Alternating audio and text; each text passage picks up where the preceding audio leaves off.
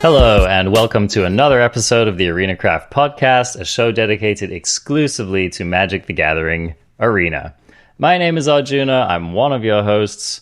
Joining me on the line is the incredibly surly and bullying other host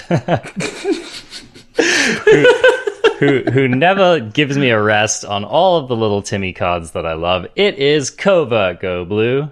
How are you doing today, CGB? I mean, I'm doing fabulous because I get to hang out with the rather impressively just linguistically talented and always creative in the Timmiest possible way, Arjuna. way to put a spin on it and make me feel like the a-hole, man. But, you know, if anyone can do it, it is you, my friend. I am stoked to be back to discuss what is the final card dump for the set of M21 today. And there are a lot of cards here, and they've kind of done their typical thing of they spoil a lot of the most important cards of the set, and then they just give us like a bunch of the draft commons and uncommons and stuff. So we're going to be skipping very, very liberally through the remaining cards that have been spoiled, but there are still some doozies for us to talk about. Liberally.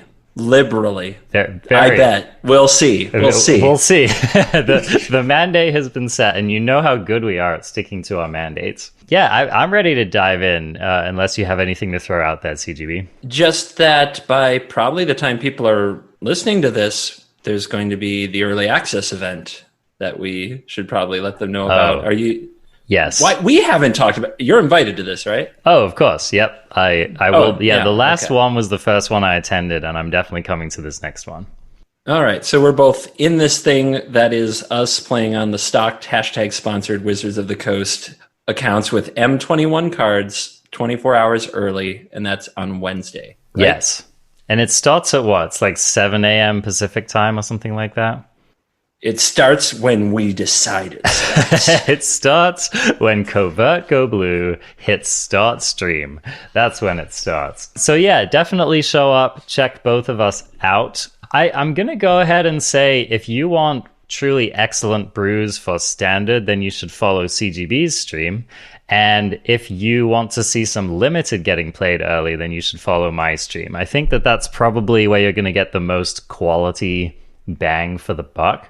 But, you know, I am going to be trying out a couple of constructed brews as well. I'm just being honest with you guys that I'm not the most like forward thinking brewer. But yeah, I'm super stoked about it. I'm going to be able to devote a lot more time to it this time around. So I'm going to shoot for, you know, like an all day stream, I think. Dude, you gotta give yourself a little more credit. Like, there's probably these monocolorless ramp decks that you just have cooking up that are going to redefine what the world knows. That, like, come on, man. You're actually pretty good. You're actually pretty good. Okay, check it out. Like, my mono green. I'm basically going to be trying to play Tron in standard. Is all I'm going to say.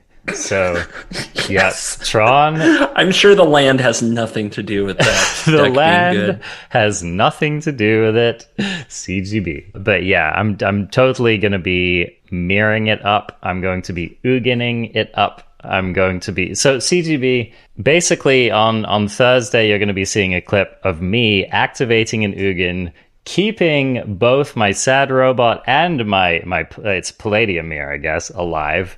And then you will be sorry for ever having questioned my authority. Sad robot. All right, so we're both looking forward to that, and it's going to be a good time. All right, so let's start talking about said cards that we're going to have on the battlefield for the event. I'll kick it off here reading fun character has returned. Radha, Heart of Keld. 1 red-green, legendary creature, elf warrior at rare. A 3/3. As long as it's your turn, Radha, Heart of Keld has first strike. You may look at the top card of your library anytime, and you may play lands from the top of your library. And as if that wasn't enough, you can pay 4 generic and a red-green. And you can do this as many times as you care to. Radha gets +X until end of turn, where X is the number of lands you control. So that's a lot of text for a kind of a fancy creature here, CGB. My first thought in reading this card is that being able to play out Radha and spike a land off the top of your deck is not the worst thing in the world, but I don't know that this card particularly has a home in Standard. Is that something that's jumping out at you? Being able to play Radha and spike a land off the top of your deck is a sign that you didn't have Questing Beast when you really wanted it. I mean, you are talking to the world's, fifth preeminent green mage over here, so there is that.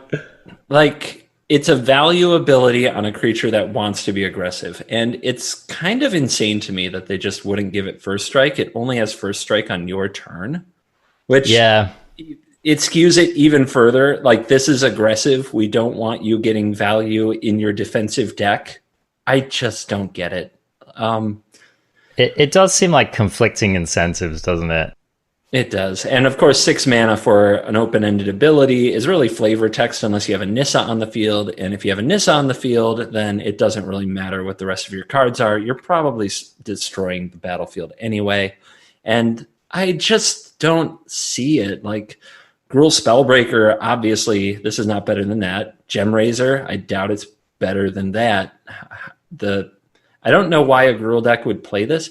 And being legendary and being that it does have a neat little ability and it's a new card, I can definitely see throwing one into a deck, but I don't know why you would want it more than something else. Is there any possibility that we have like a semi-aggressive Gruul Experimental Frenzy deck in a format? Because if you were playing Experimental Frenzy in Gruul, this is the kind of card you would want, right? I have tapped 4 mana for my Experimental Frenzy. Your turn. I will Teferi bounce your Experimental Frenzy, or I will Elspeth Conquers Death, your Experimental Frenzy, or I will Brazen Borrow your Experimental Frenzy. It's the same problem with every other permanent that doesn't produce massive advantage the turn you resolve it. Experimental Frenzy had its time in Standard, and that was back when it was difficult to remove, and games were going to last 3 or 4 more turns, and during that time, Frenzy's value could absolutely dominate. Now, decks get their engine, and the game ends the next turn, effectively. An uncontested engine for 1 turn is death. Experimental Frenzy can't duplicate that. It does seem cool. I wish this card actually had come out in Guilds of Ravnica. I agree. Before War of the Spark, because this would have been a really sweet card for that format. Yeah, I agree. It's an odd card, conflicting incentives. I don't know, might see play in some very random deck at some point. Why don't we move on to this next card? Why don't you read this Sublime Epiphany for us, CGB? Okay, you can go get a drink or something. Yeah, I like to save the books for you. Him. The audiobook version of Sublime Epiphany coming soon. So, this is 4 blue for an instant, 6 mana for an instant rare. Choose 1 or more. Counter target spell.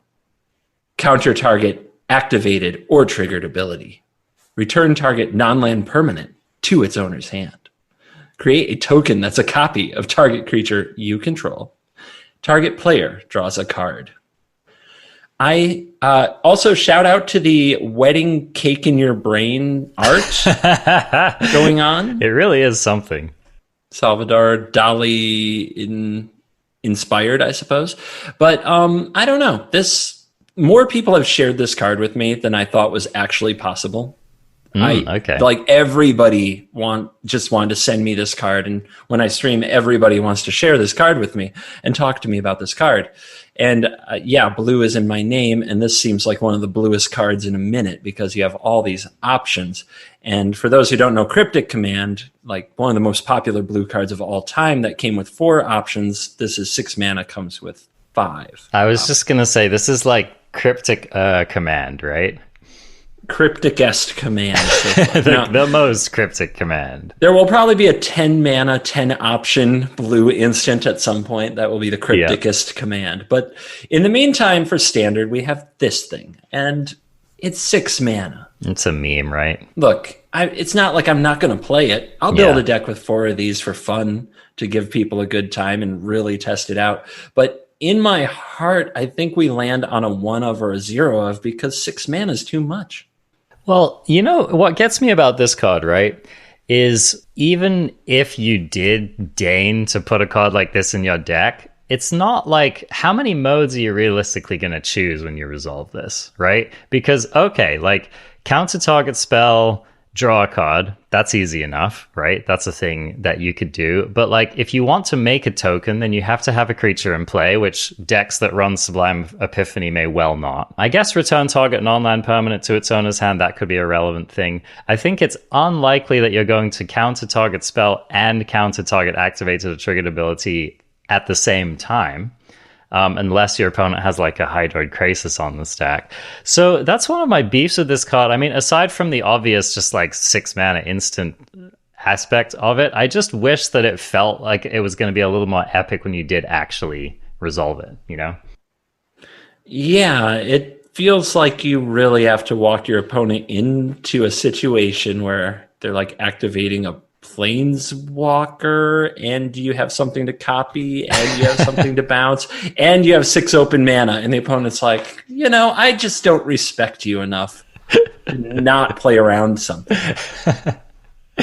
I think this is one of those cards where we're going to wait for Twitter to get flooded with screenshots of someone getting value out of all of the modes, right? Well, some people brought it up to me at like Casualties of War. It's the blue Casualties of War. You don't always have to hit 5 things with casualties. When you do, it's an epic meme. The thing about casualties is it at least takes 3 or 4 things off the battlefield, never to return. This might stop a thing from entering the battlefield and put 1 thing back in the hand where it will return from, and may or may not create a copy of something. It's just a lot. It's a lot less battlefield impact for sure. It's a lot going on. So I think that we're mostly going to just appreciate the art, which, as you pointed out, truly is quite sublime.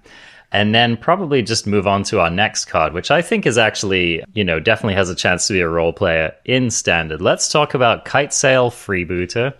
1 and a black, creature human pirate at uncommon. This is a 1/2 with flying. When Kitesail Freebooter enters the battlefield, target opponent reveals their hand. You choose a non-creature, non-land card from it. Exile that card until Kitesail Freebooter leaves the battlefield.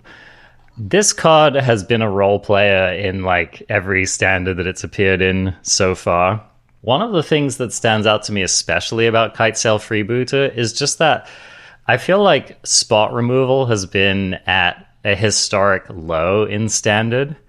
And it's not that people aren't running it, it's just that like people are really not prioritizing it in the way that they used to. And so I don't know. I wonder if this might be one of the better standards to play Kitesail Freebooter in, at least for the moment. What are you thinking about this? Yeah, it definitely looks like a good spot in the meta right now for the Freebooter, where spot removal is falling behind, so people don't just run it, so they run sweepers or over-the-top cards instead, and picking those out of the hand can definitely swing the game. This Freebooter makes me want to reevaluate a few cards. One is Demonic Embrace, the 1 black enchantment aura that gives +3/+1. Oh, there you go. Because not only is this a body that you could throw Demonic Embrace onto, but the fact that it pulls what little removal they might have frees up another creature for the Embrace, like your Rotting Regisaur or your... But then that brings me to the next thing. You want to reevaluate all of the Spectacle cards for one last go here in the last 3 months, the last ride for Spectacle. Because now cards like Light Up the Stage and Drill Bit and Spawn of Mayhem look a lot better when you have a 2-drop that's going to hit pretty reliably.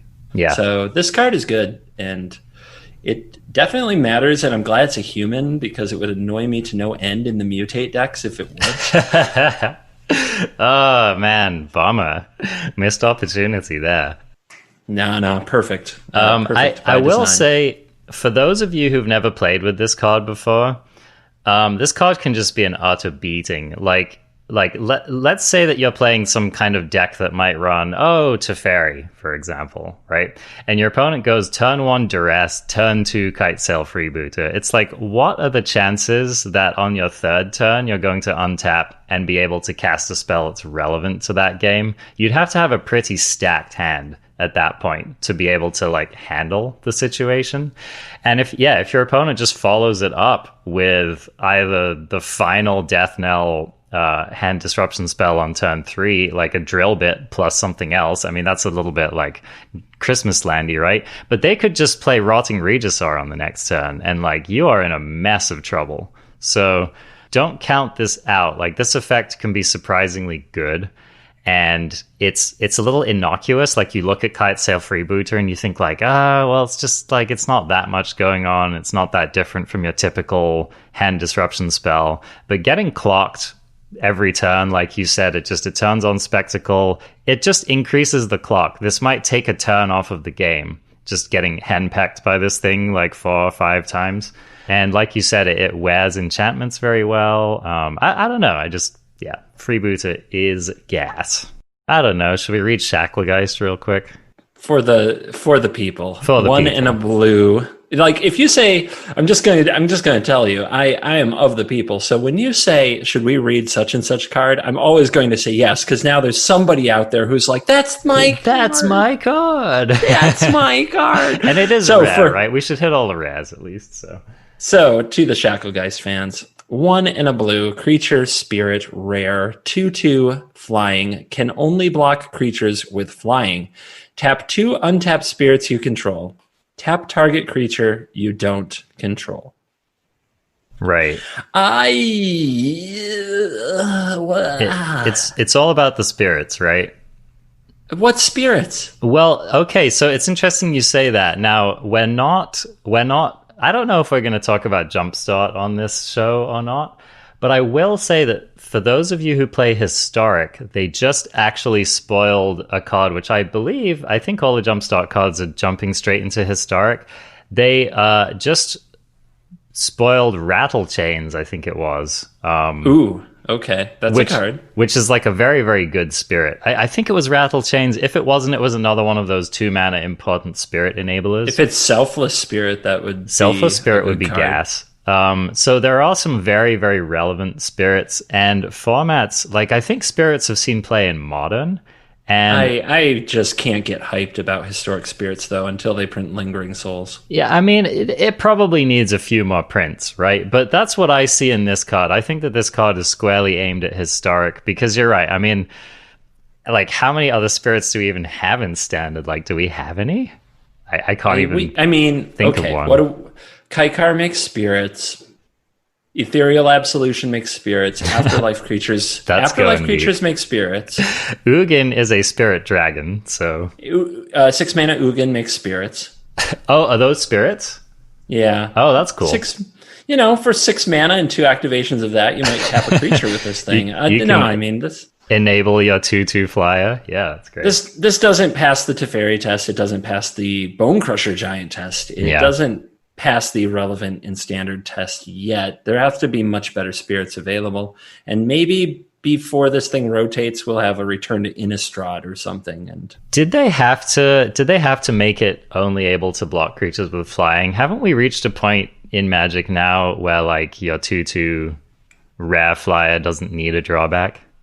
No, absolutely not. I mean, obviously, if this thing could block ground creatures, it would just be over. We can't have Ugin we can't have Uro getting chump blocked. No. Okay. No, Uro must hit. Blocking's for suckers, man. We pay money these days to block, you know what I'm saying? So, yeah. Well, okay, so Shacklegeist, keep an eye out for spirits. Maybe in some future Standard we'll have a playable spirit deck. Maybe in some future Historic deck, Historic format, we'll have a playable spirit deck. Ooh, okay. I want to tackle this next one here, because you know that people are going to be having fun with this card. All right. 9 lives. We made it, CGB. We made it. 1 white enchantment at rare. Hexproof. Whenever an enchantment has hexproof, you know some stupid shenanigans are about to follow. If a source would deal damage to you, prevent that damage and put an incarnation counter on 9 lives. When there are 9 or more incarnation counters on 9 lives, exile it. When 9 lives leaves the battlefield, you lose the game. So, wow. I mean, first of all, this has some strong text on it, right? The first thing that you lose the game is a real alpha move. It is. It's a humdinger, right? So, and the first thing I want to note is I actually made the mistake of initially thinking that you could blink this card. So let's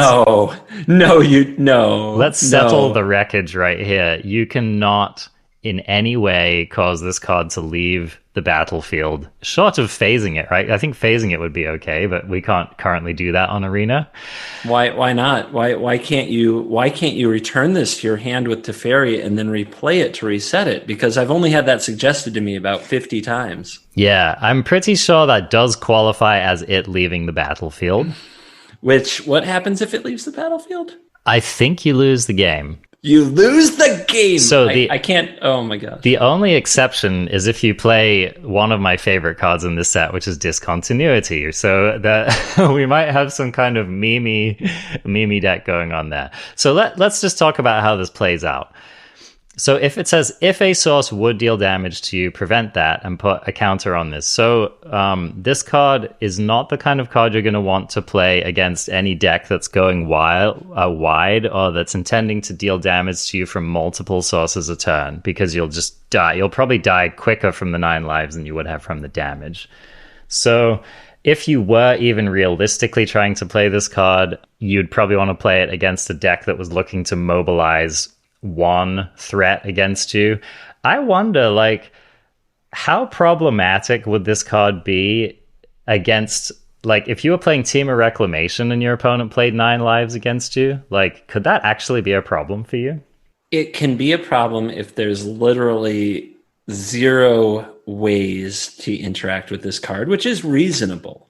Because what do we currently have, right? It's, Blast Zone. Planar Blast Zone would be a tilt. Yep. So with Blast Zone in the format, the answer is no, you can't. That's a terrible idea. Please retire yourself. Turn in your DCI number. Oh, wait, that's not a thing anymore. Surrender your collection. Oh, man. Yeah, you do have to be in a place where there is no answer, and you have to somehow have inevitability in your deck.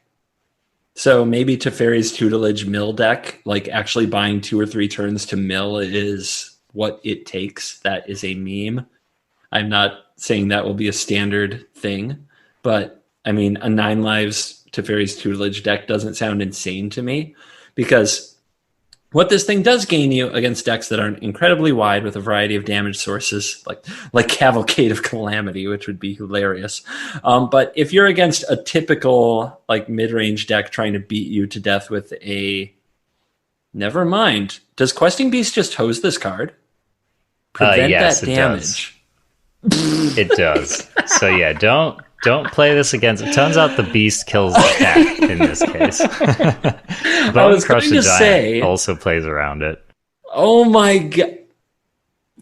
Why? Oh my gosh. As if those cards weren't already good enough, right? I was trying to put together a scenario where this could be good, and then I had to read the card again and learn that preventing damage is currently not a thing you can rely on. Oh my god. Yeah. So, I mean, I don't know. I'm sure Saffron Olive's going to build a deck around this, but yeah, I mean, I don't know. I literally wouldn't play this card unless it was in my sideboard and there was like a very particular deck in the meta that was looking to beat you down with one thing. I don't know. So probably unplayable. I would say this is broken for a very specific format. Yeah, you would know something about this. The format that says the first person to lose wins. Oh, there you go. Invented with Absurd Heroine. Oh, baby. Yeah. That's a good point. I should follow up with her, by the way. She never ended up releasing that video. So, but yes, the format in which the first person to lose wins, this is a strong contender. I mean, you know, you curve this into Teferi and Boom. That's a turn 3, turn 4 win right there. So we'll keep an eye on 9 lives in that format. Probably insta-banned. All right, CGB, I know that you are a fan of shrines, and so I'm hoping that you might be able to just sum up very quickly for us this cycle of legendary shrines that was spoiled in M21. There are shrines. If you play a bunch of them, something happens. If you are sitting there playing shrines and your opponent's doing actual not much, a whole bunch of things happen. I don't know what you want from me. Shrines are like this interesting waterfalling effect, and there's actually a lot of cheap ones, but the effects are so minute that I don't know, man. So I can't really, they're uncommon. There's a bunch of uncommon ones. There's a white one for 1 mana. There's a black one for 2 mana. There's a green and a red one. They're both 3 mana. Sanctum of Calm Waters is blue. It's 4 mana. So this is actually a cheap curve of these. And then on top of it is Sanctum of All, which is 1 mana of each color. So 5 total mana that says at the beginning of your upkeep, you may search your library and or graveyard for a shrine, put it onto the battlefield. If you search your library in this way, shuffle it. If an ability of another shrine you control triggers while you control 6 or more shrines, it triggers an additional time. So it's a tutor combined with the Yarick. And look, if the opponent literally can't interact with this, like this is a deck, but it's not the cycling deck. The cycling deck had various levels of OP to attack with. This just has, I'm putting stuff on the battlefield. I hope it works. So that is not terrible, but if anybody wants to beat you, they will. Yeah. So this is a ninja move. This is sneak up, attack you from an angle that nobody expects. And what's that? Is it barrier? Is it barrier breach, that card that exiles up to 3 enchantments? That card is in the format. That would be a Heliod's Intervention is in the format to just wipe it all out. And I think that the biggest downside to shrines is all of these are legendary, even the uncommon ones. So if you draw 2, oops. Yep. Yeah. It's, I don't know. It's like, okay, like we've seen 5 color control decks before. So like you could, for example, run a deck that just had like 1 copy of each of the shrines, 1 copy of each of the Hondens. I don't know, maybe double up on a couple ones that feel important, and then just fill out the rest of the deck with various other like controlling cards. And I mean, it would be fun. I don't like that. Nope, that's not the way you would go about it. I think that the only way that these are good cards is if they're triggering off 2 or 3 times, so they need each other. Like any game where you draw a few controlling elements and a shrine is a game that you're just not going to win. But I will say that there are pieces that work here. Enigmatic Incarnation is one of them. If you draw multiple shrines, you can turn a shrine into a creature of some kind. Yeah. Not sure what creature, but there's got to be a few good ones that you want. The other like really big one is Calyx, right? Oh, Planeswalker Calyx from Calyx is dope. The hated Calyx of Theros, who was never any good, but here, plus get a shrine, minus exile a thing, put it under a shrine. That's pretty gas. Yeah, that's really good, right? So there are some things, and this is going to attack from a different angle and impress some people, I think. Do you think anyone's going to try this with the Enchantress's Presence? In Historic? Yeah. I guess. In Standard, I mean, Setessan Champion is the ultimate kind of fail. The stand-in for that. Yeah, Setessan Champion in Standard fails the Teferi Elspeth Conquers Death test and the Narset test. And that was just gets dunked on. One of the bigger disappointments of that set, I think. But here's the thing, okay, is this going to be a tier 1 deck in Standard? Probably not. But this is one of those kind of decks where you laugh it off and then you end up losing to it and you're like, that was actually surprisingly powerful. So yeah, it's not quite the new Cycling. I think Cycling's a lot better, but I think it's the new Gates. Yep. That's actually a really good comparison. So keep an eye out for it, because here's the thing.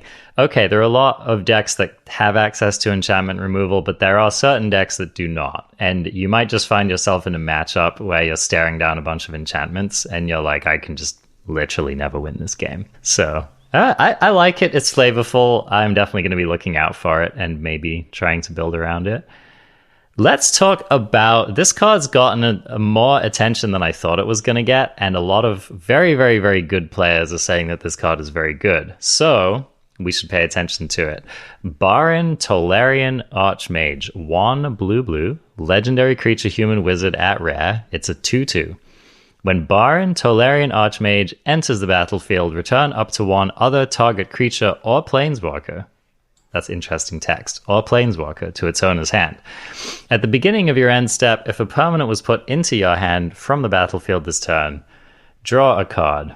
So this is clearly a creature that expects certain things to be going on. You clearly have to probably build your deck with Barrin in mind. I don't think you can just jam Barrin into any random blue deck. But I don't know. Why do you think people are so impressed with this card, CGB? Well, the first thing I have to do is challenge exactly what you said. Why can't this go in any blue deck? Yeah, I mean, okay. So let's take a look at it. What's the card that this reminds us of? It's like the 2/2 that bounces a creature. What's that guy called? You might say Exclusion Mage. Yeah, it's an Exclusion Mage, or Mana War. Mana War is the one I'm thinking of, right? So this is Boomer card, yeah. Yeah, it's kind of like a Mana War. I mean, that's always been a reasonable tempo play, I guess. Not good enough for standard these days, certainly. We expect a little more from those cards these days, like Reflector Mage, for example, was a card that was very playable in standard. Actually got banned in standard, which is interesting. So, the effect is powerful, but of course, Reflector Mage denying the recast for a turn was the reason that card was so good. But I don't know. It's like my average blue deck. No, I don't think it wants Barrin. Like what deck are you picturing that doesn't want a body that bounces a creature or planeswalker of your own or of the opponent's? I just think that it's a bit slow for our current standard. I think there are a lot of decks that don't care about this very much. Like Cat Oven decks don't really care about this. There's a lot of aggro decks that are just going to go wide enough, or that creatures are cheap enough, they're not going to care about it. So, and I'm talking, strictly as like doing this to your opponent's stuff, right? So using this as a tempo play to slow your opponent down. These cards are ideal against kind of mid-rangey creature decks that are looking to resolve a lot of like 3 and 4 plus mana creatures. And these days, the only creatures that are seeing play that are like that are like cards that, don't really care about this, like Questing Beast, for example. So I don't think that this clears the bar if bouncing your opponent's stuff is what you had in mind. That you could have a certain deck with a certain game plan that wants that effect, but to me, it seems like you're not really going to go out of your way to run this unless you're able to take advantage of being able to bounce your own stuff to your hand. That's my read on it. So a lot of what you're saying is correct, but I think that we're missing why. The big reason why is the Teferi test.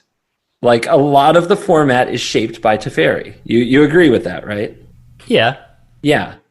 So, in a world where there is already Teferi on 3 mana threatening to bounce and gain value, the whole format is going to play cards that are kind of avoiding that interaction, like that still have a profitable interaction there. So if we take away the whole thing about just making an entire part of the game unplayable, as in interaction, counter spells, things of that nature, if we take that out of Teferi, what's better, this card or Teferi?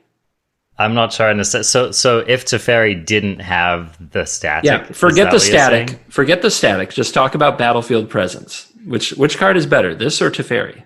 I don't know, man, because you get to draw a card off of Teferi, whereas you don't get to draw a card off of this unless you bounce your own thing, right? Right. But in a tempo format, what's better, a card in your hand or a 2/2 on the battlefield? Something actually on the field right now that can attack, block, do stuff. I kind of read your point. I think The question for me, though, is would you rather be left over with a Planeswalker or with a 2/2, right? The thing is that the Planeswalker just dies a lot. Like bounce a Fervent Champion. Fervent Champion just kills it. Sure. Like, Teferi dies a lot, and in that case, it like gained 1 life. But the format is still like revolving around it. That's why Robber of the Rich, Dreadhorde Butcher, all these cards, like Mayhem Devil just picks it off. Like all these things pass the Teferi test, or they don't get played. This card has a similar impact to that side of the Teferi test, but it leaves something behind, whereas Teferi just dies. I'm not saying it's better than Teferi. What I'm actually saying is all of you waiting for Teferi to rotate so you can play creatures that cost 3 or more mana that don't pass the Teferi test, I've got bad news for you. There's a new test. Because Barrin actually does come down, bounce a thing, and leave a body behind. And yeah, that's just Mana War. But Mana War was a card back when Standard was pretty messed up. You know, Mana War was played with Force of Will. You know what I mean? Yeah. Brainstorm. These were standard legal cards once upon a time. Yeah. Winter Orb is a pretty fun one to play with a Mana War effect that, like, so, I mean, like, this card is good. And I do want to point out, it says at the beginning of your end step, if a permanent was put into your hand from the battlefield this turn, draw a card. Barrin doesn't have to do it. Correct. Like Brazen Borrower, thank you very much. I get to draw a card as long as you finish the turn with this. Although, isn't that your opponent's stuff, right? I think Brazen Borrower can only target your opponent's stuff. No, that's what I mean. Your opponent targets something of yours with a Brazen Borrower. Oh, I see. Like a Baron. You get to draw a card. It shuts down their Brazen Borrower. Yeah, okay. Well, I mean, you get a card. That's not shutting anything down. It's bonus, yeah, it severely taxes it, right? Also, bouncing a Planeswalker is not a joke. So that's what I'm part wondering. of the problem. That's what I'm wondering. Like, how much are you going to hate resolving a Nissa and then having your opponent return it to your hand on their turn? Like, that could that could be a pretty sizable tempo loss, right? Yeah, you don't.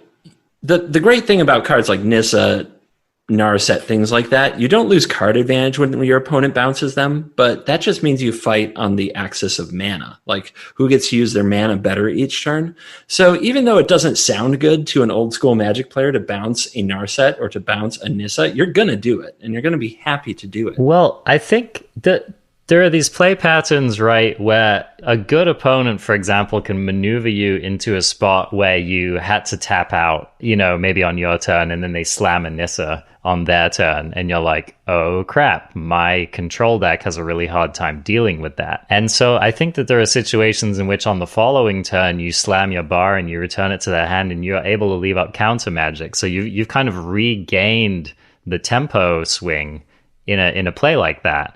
So also being able to return bar into your hand with your own Teferi and then use it again, like, I don't know, there are definitely a lot of scenarios where you can chain different cards together to make Baein a real source of card advantage. And I don't know if you were alluding to this earlier.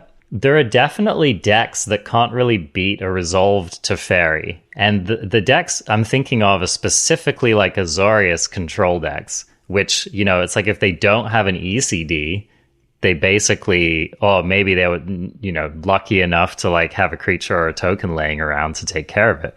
But they can really struggle. And so I think something like bouncing your opponent's Teferi in the mid game and then leaving up your own counter magic, I don't know, that could be a pretty strong play, I think. Yeah, that's definitely an option that's important. Another card that's in the format that makes this card look really good is Yorion, and that's not without talking about Thassa either. Good call. This card is ready to torture people, and that's why that's why the good players that you talk about are excited about it. It's just there's not a significant downside. It's only if you play this on a completely empty board and you played a 3-mana 2/2 for some reason. Like if there is a planeswalker or creature involved on either side of the battlefield with an ability of some kind, this card can be very relevant. I mean, just play it in Simic, bounce your own Grazer, and draw a card. Like, that's not terrible. That's perfectly acceptable. No, it's also like let's say your opponent has a reasonable board, and you do something like beginning of your turn, activate your own Teferi, bounce one of their things, and then you play Barrin and bounce your own Teferi, right? That's just a thing that you could do. You get to draw 2 cards that turn. You get to have a Teferi in your hand for the next turn. Something like that could, that kind of interaction could snowball into a lot of tempo for you over the course of the game. So I think Barrin bouncing Teferi and Teferi bouncing Barrin is kind of a loop, which, though a little mana efficient, could just generate an incredible amount of advantage over the course of a control game. So that's the kind of stuff I'm looking out for here. I think a final thing I want to note about this is just that we've all gotten used to Teferi being able to target basically anything except planeswalkers, but Barrin is only creature and planeswalkers. So don't go around thinking you can do a gotcha on someone's wilderness reclamation or something with this, because you will be unpleasantly surprised. Why don't we move on? There's another spirit here, actually, which seems worth at least talking about. Do you want to read Ghostly Pilferer for us? Ghostly Pilferer is 1 and a blue for a spirit rogue. Rare 2/1 creature. Whenever Ghostly Pilferer becomes untapped, you may pay 2. If you do, draw a card. Whenever an opponent casts a spell from anywhere other than their hand, draw a card. Discard a card. Ghostly Pilferer can't be blocked this turn. This is not a flyer. I always feel like I have to say that when we have a spirit that doesn't fly, because it feels weird. Yep. Agreed. What do you think of this card? This is the kind of card which, and I don't want to use this refrain too much, but this is the kind of card which in the current standard wouldn't do very well. Any standard that Mayhem Devil is a big deal in, you don't want to run cards like Ghostly Pilferer.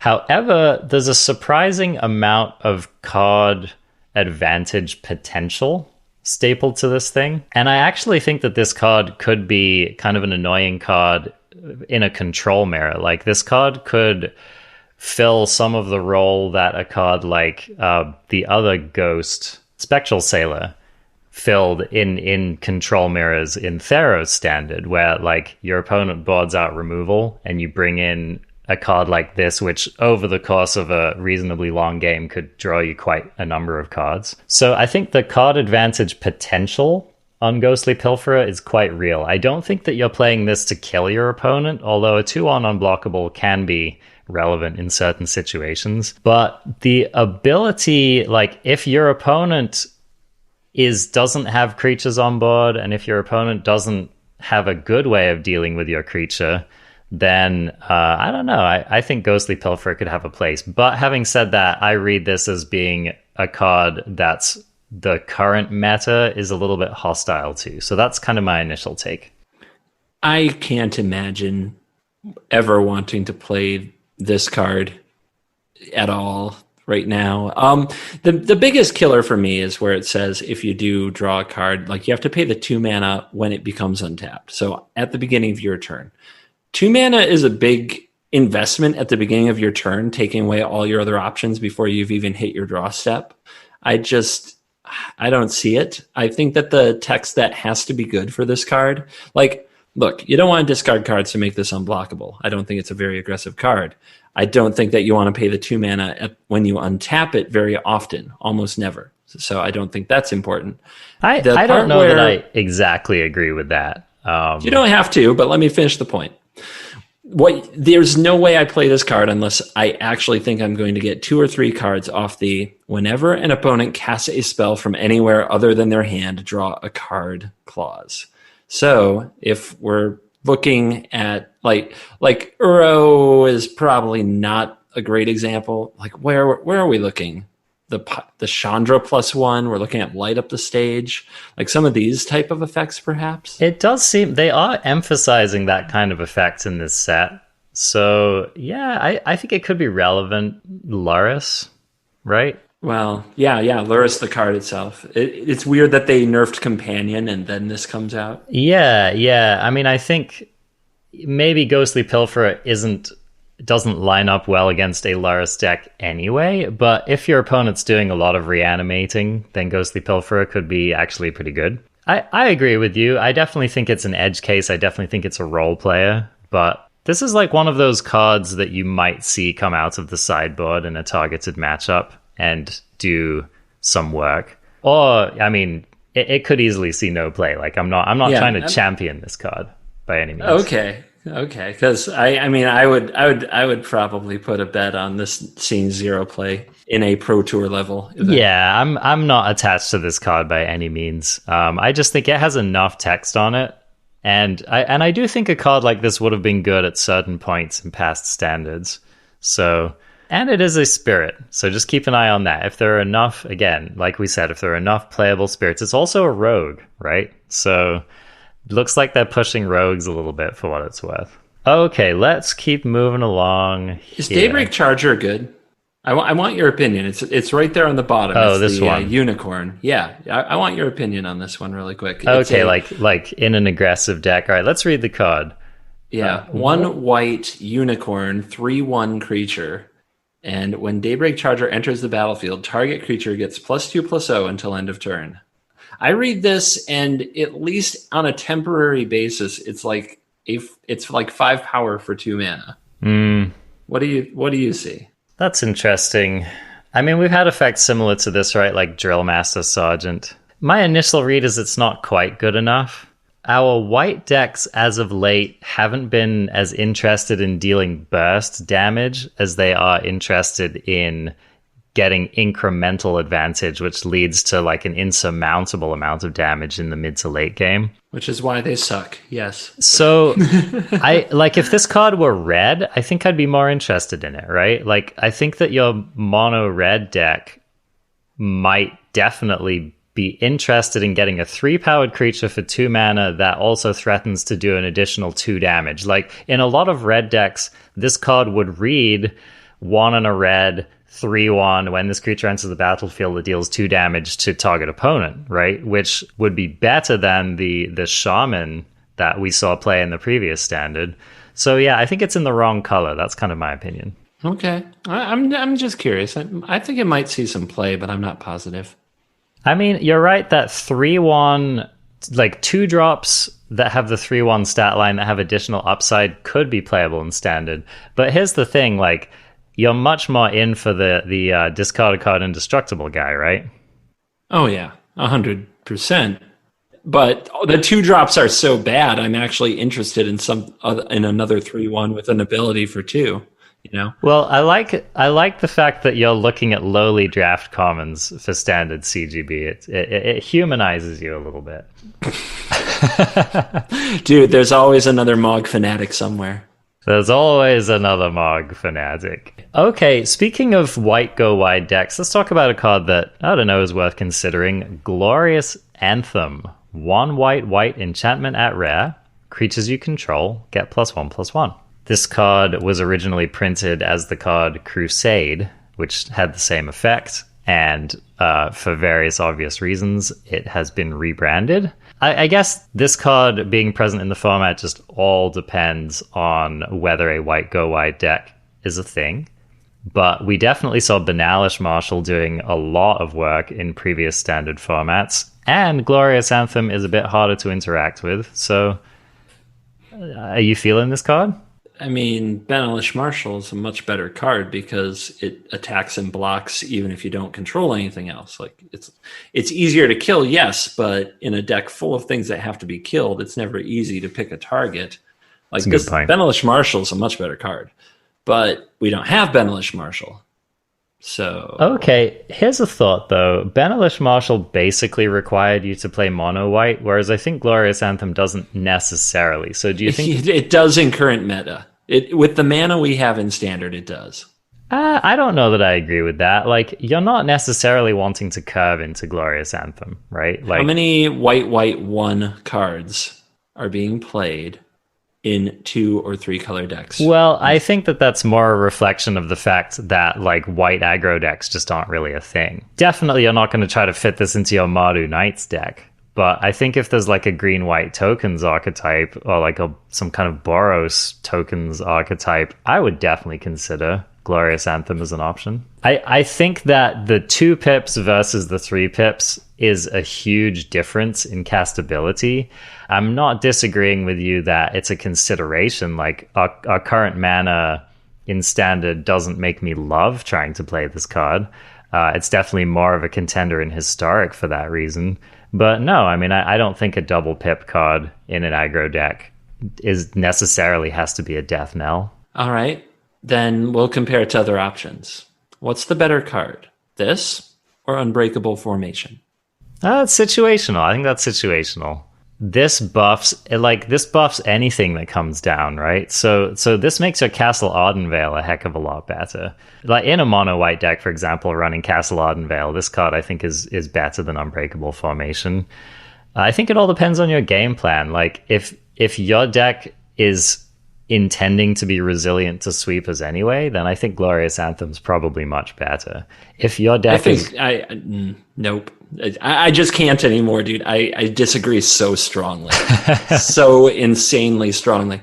What good is a Glorious Anthem when you don't have creatures? Like you're saying but if my creatures die, I still have a Glorious Anthem in a castle. And it's like, what format are you playing where spending 5 mana for a 2/2 is a valid rebuilding strategy? It's not. It's just not right now. I mean, like, for example, if Basri's Lieutenant sees play, then I think Glorious Anthem is pretty good, right? Like, let's say that you get you didn't play a good creature to put the counter on, and when it dies, like, you want the 2/2s. Like, you'd much rather have Unbreakable Formation. You want the +1/+1 counters. No, I think there are, like, plenty of spots where Unbreakable Formation ends up being, like, not... there are just, like, so many examples of an opening hand where you have, like, maybe 3 creatures, 3 lands, and your Unbreakable Formation, right?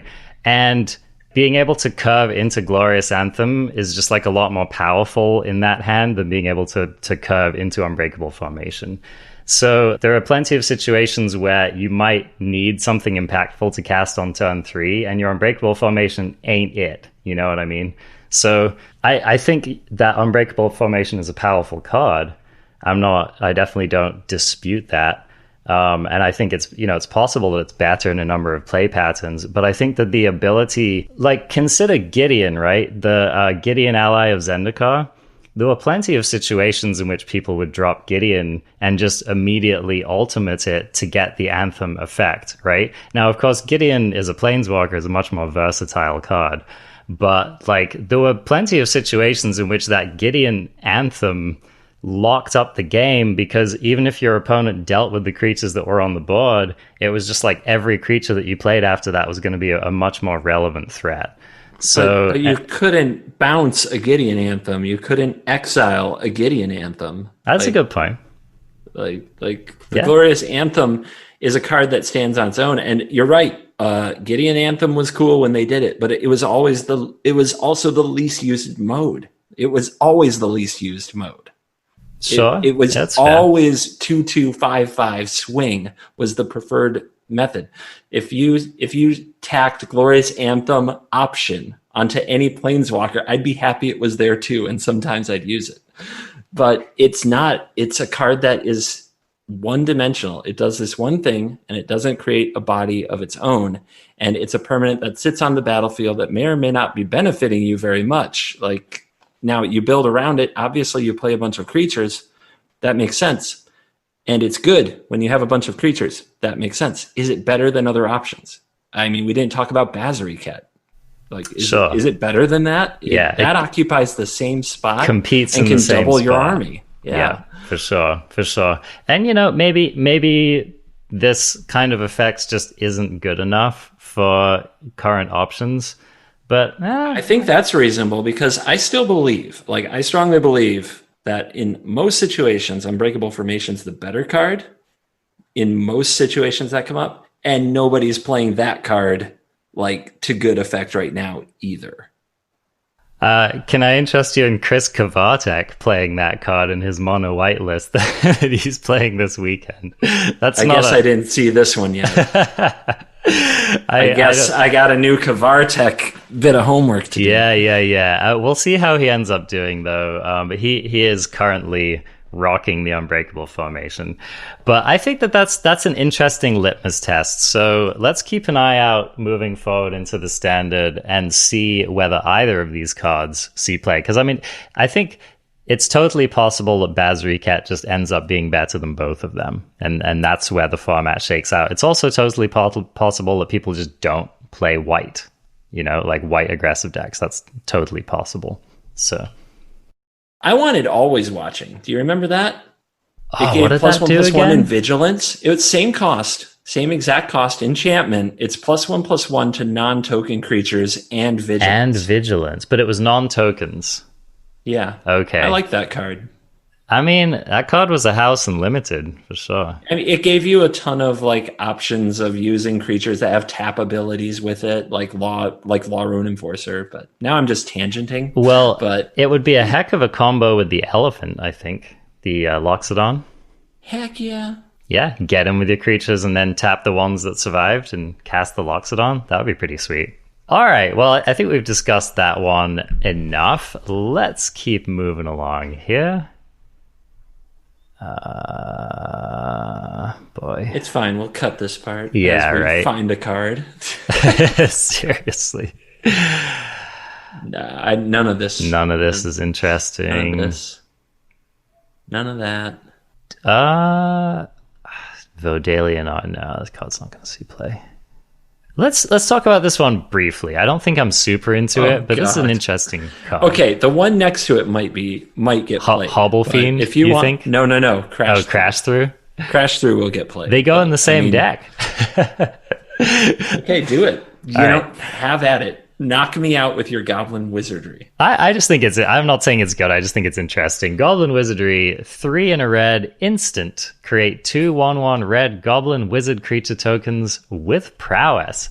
I'm just interested because there aren't that many cards in the game that create tokens with prowess. The other one I'm thinking of is Monastery Mentor, which is approximately 1 billion times better than this card. But this is an interesting effect. Playable with the card next to it you were talking about, which is Crash Through. No, Crash Through being actually playable. If you're going to try to sell me on the 3/3, the 2 mana blue 3/3 with prowess, you need to be thinking about Crash Through if you're going to sell me on that card. Yeah, let's read Crash Through. 1 red mana sorcery. Creatures you control gain trample until end of turn. Draw a card. Do you think that this card is going to see more play in Standard? I think it has potential. We still have Arclight Phoenix. Like I said, if you actually want the blue card whose name is escaping me. The cast for cheap one? The cast for cheap one. Stormwing Entity. Yeah. If you want Stormwing Entity to be cast for 2 mana, you needed another card like this in the set, and we have it. It's in red. So you're talking Izzet, which I think you want to talk anyway. Mm-hmm. Crash Through triggers cards like Runaway Steamkin and Sprite Dragon. Crash Through gives trample to your Colossification creature if you untap it. Okay, there's just stuff. It's got stuff. Yeah, you raise an interesting point. Do you think that the combination of cards like Stormwing Entity and Sprite Dragon and even possibly Arclight Phoenix, do you think that all of these things combined might make up for an aggressive Izzet Flyers deck in the format? If it does, cards like this are 100% necessary, because the problem that deck has is you can't be spending 2 mana on a card like Discovery, Dispersal, or Radical Idea in this format. It's not enough payoff for 2 mana to draw a card and make a little bit of progress. But for 1 mana, which is a big deal, half the cost of a 2 mana card, you can still do other things. Then we're talking about potential to do stuff. Triggering prowess and drawing a card for 1 mana has been known to be useful. So this is the great hope for Sprite Dragon, Stormwing Entity, Arclight Phoenix to do something before this format rotates. Yeah, that's an interesting thought. And I think even after the Phoenix leaves the format, if we get more support for this kind of deck, it could be a role player. Because, Sprite Dragon is a heck of a card, man. Oh, yeah. I just also want to say Uro is still here, and giving Uro trample and food is might just be what some decks just want to do, is more Uro. That's interesting, like a Teema deck running Uro. Oh, there's a few of those around, like Teema Reclamation, for example. Yeah, Teema Reclamation really wants that crash through, man. I'm not saying that that's necessarily the right thing. I'm just saying it's an option that normally Uro versus the Cat Oven is still grinding. Uro with Trample versus the Cat Oven. Crash through, keep an eye on it. So this next card is a card that we alluded to earlier on this podcast, and I think that we may have actually skipped it by accident in our previous review. And I do think that this card is definitely worth talking about. So why don't you read Demonic Embrace for us, CGB? This is an Aura, enchantment Aura, 1 black rare, enchant creature. Enchanted creature gets +3/+1, has flying, and is a demon in addition to its other types. You may cast Demonic Embrace from your graveyard by paying 3 life and discarding a card in addition to paying its other costs. What's up with this? +3 power and flying that you can continue to get back from the graveyard. It reminds me of a little card they called Rancor. Granted, Rancor is incredibly powerful and not necessarily an apt comparison with this card, but I mean, this might be like our standard power level Rancor.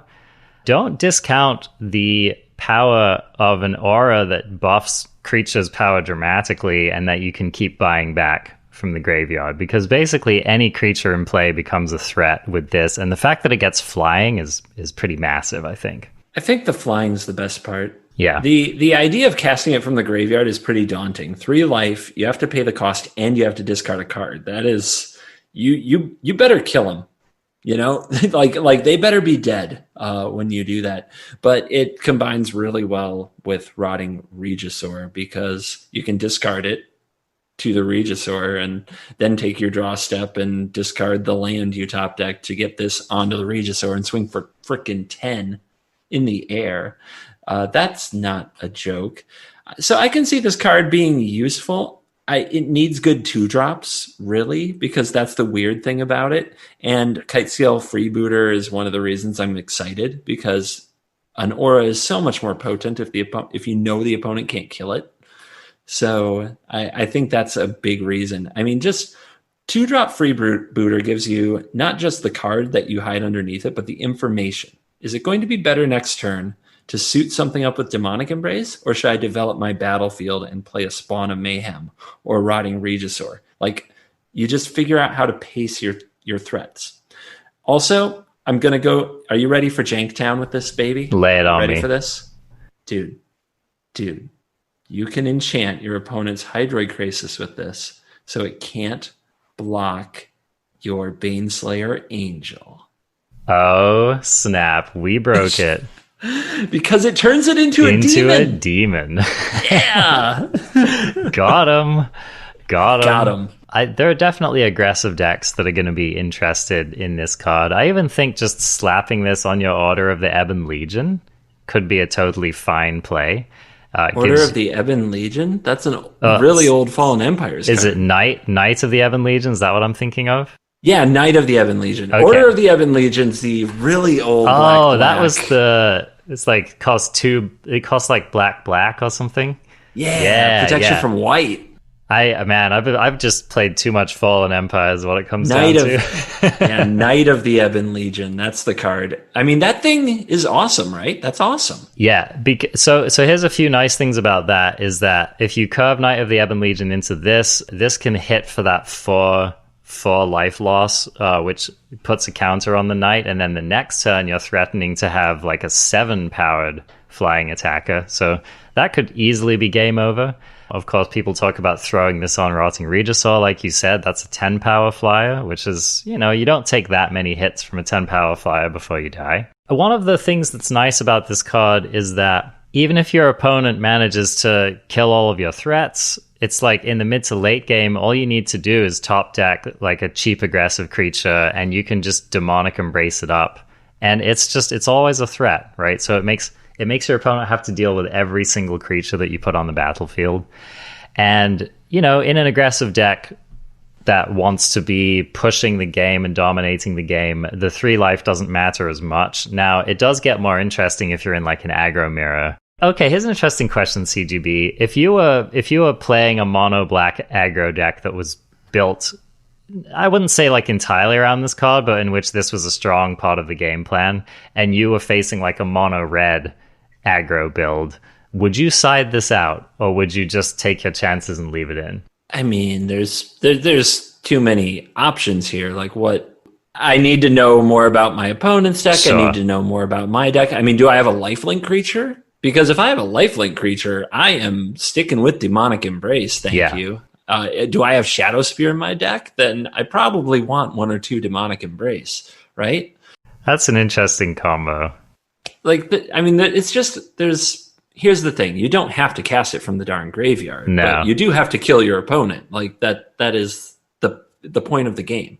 So as far as does Demonic Embrace help you win, I think the real question isn't whether or not you bring this in against like an aggro mirror. I think the only place this is bad is against, I don't know, Brazen Borrower, cards of that nature, right? You just don't want to spend 3 mana and not hit the opponent. That's the risk. It's a pretty substantial tempo loss. And to be honest, even just against Teferi, it might be a pretty bad tempo loss. I mean, yeah, don't play like an idiot. You should be fine. Yeah, I mean, you definitely get your damage in with it, right? So maybe hitting your opponent for 6 or 7 and then getting it bounced back to your hand along with the creature it was attached to is an okay transaction for you because you got enough damage in, but that's just something to think about. Can I also just throw in there, though, that like the black 2-drops mostly suck because they are mopey after you play them. There are some pretty good ones that get you value, like Burglar Rat, Yarok's Fenlurker. The problem is the 1/1 body doesn't matter. Well, it's now it's a 4/2 flyer. That's a big difference. You know what I mean? It's an interesting take on the notion. I don't know if your like resource denial and aggro plans go in the same deck, but I think you're definitely right that it makes the card more relevant. If you're playing against a control deck, for example, that might be the kind of card / tempo advantage that you're looking for.